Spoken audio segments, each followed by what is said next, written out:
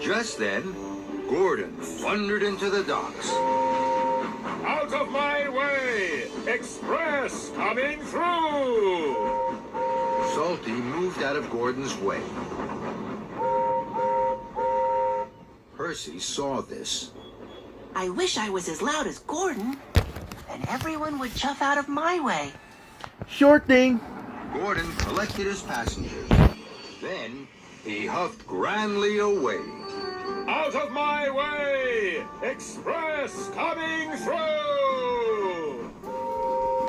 Mail coming through! Thomas and James were surprised.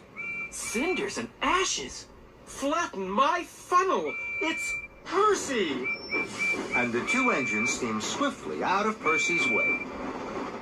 Being loud made Percy feel very important. Percy liked feeling important.